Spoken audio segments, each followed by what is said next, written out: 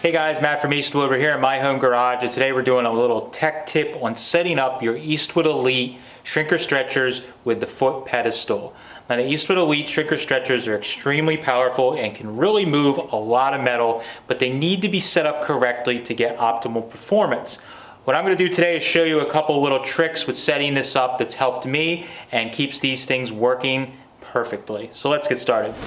Alright, so now we have a closer look at the shrinker stretcher, and you can see these jaws here. So the jaws basically, this is a shrinker, the stretcher is the opposite of what this is. So basically you have a gap between the jaws and there is a gap in the center, and when you push down on the pedal, the jaws go down, and then on a shrinker it grabs and pulls together. So what you want is the most travel in these jaws. So basically when we're all the way up, the jaws have springs in them that press apart, and when we push down, the jaws grab together and they squeeze together. If there is any kind of gap, like this set here needs to be adjusted. I haven't adjusted these in probably a couple years, so they need to be adjusted again. But basically, there's still a small gap here, and my foot, the pedal is all the way to the ground. I have no more travel, so we're actually losing out on a little bit of shrinking on this, which when you're doing a lot of shrinking is probably causing a lot of extra effort. So what we want to do is actually tighten this up. So we're going to adjust the back of this so that the pedal, so when we're all the way up, it's more sitting like this so that the metal barely fits in. So I'm going to show you guys on the back side how to take it apart and how to adjust it, and then I'll show you how I set this up and how it works.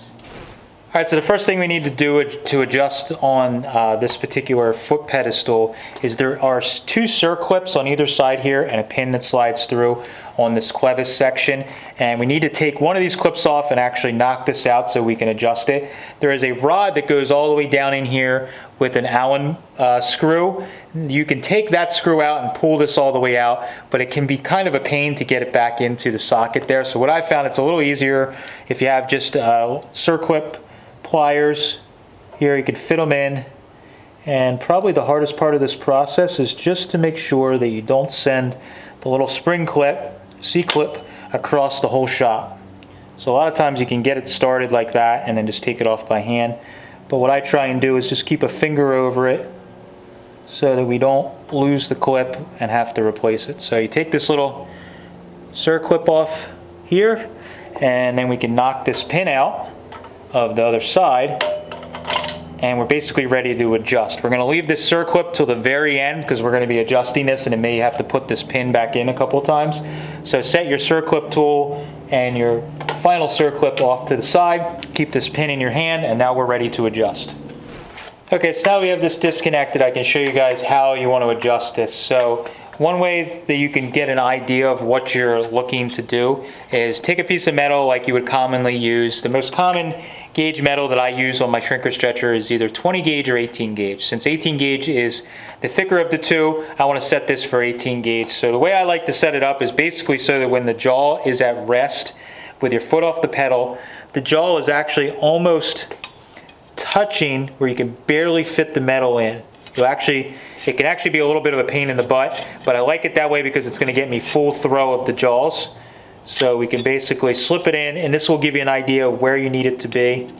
So I'm going down a little more, and like right there I can't get it in, so we want to go up a little bit. So right about there is where we want it to be. So if you have a helper, you can have them hold it there. If you have enough coordination, you can actually adjust this. So this rear rod that goes all the way, runs vertically down to the pedal, you can screw it down to get it to pull tighter. So I just threaded that down quite a bit to match. I'm going to go a little more, and then we can test it. So this is where putting your pin back in. So I threaded this down quite a bit, and we're going to take our pin, which I have over here, and try and get that in. And then we can test it. So this is why we don't put our second circlip in right away. So now already I can see I'm a lot closer here. The jaws are probably about where I want them. So the weight of the pedal actually will draw the spring down, the return spring down just a little bit. So you may have a little droop in the pedal, but right there is about perfect. So the jaws also have a little bit of flex in them or slop in them. just in how they're mounted and the springs that are in there. So I usually set it so you can barely fit it in there. I probably like that just a little bit tighter to start with. So we're going to go just a little bit further down than that. But you want to basically get it so it can barely slip in and out like that. So I'm going to go probably another one more turn, and then we should be good to put that back on, and then we can do a test here.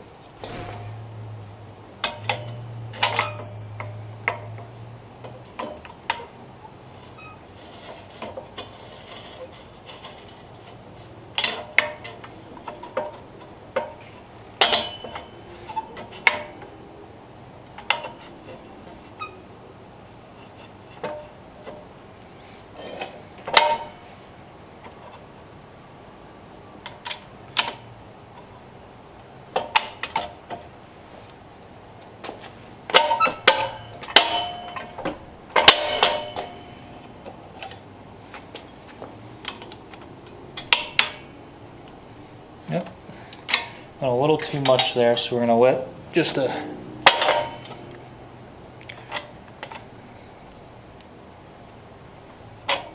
hair out. So we're going to go up 2 turns. I think I went 4 down, 3 or 4 down.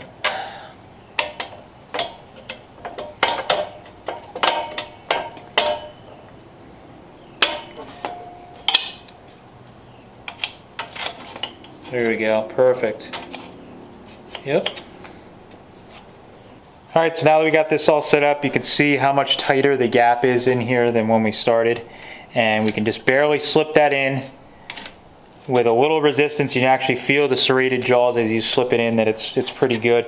And what it's gonna give us now is when we push down on the pedal, we're grabbing a lot sooner, and we're already down to a full throw as far as the jaws will go, and the pedal's not bottoming out on the floor anymore. So now we have more control. It's going to give you more shrink and give you the most you can out of this tool. So now we can just give a test. And great, it's working awesome. So that's exactly what we want. It's just enough that you can wiggle it in and get it to fit, and we're getting a full throw out of this, whereas before I was only getting a partial throw. As things settled in on this shrinker, I never went back and did a second adjustment. So let's see, we're getting great action out of this, and very quickly we can create a bend in a piece of metal like that using the shrinkers. So that's all set up and ready to go. All right, so that was a quick tutorial on adjusting your Eastwood Elite shrinker stretcher with the foot pedestal. If you follow this process and adjust the jaws nice and tight, just like I showed you guys, you're gonna get the most amount of movement out of the metal with your foot pedal, and it is a huge time saver when you're doing a lot of shrinking or stretching to not be wasting movements in the machine when it's not properly adjusted. For more about this tool that you saw in this video, you can click the link down below, or you can visit eastwood.com to get all the tools you need to do the job right. Thanks guys, catch you later.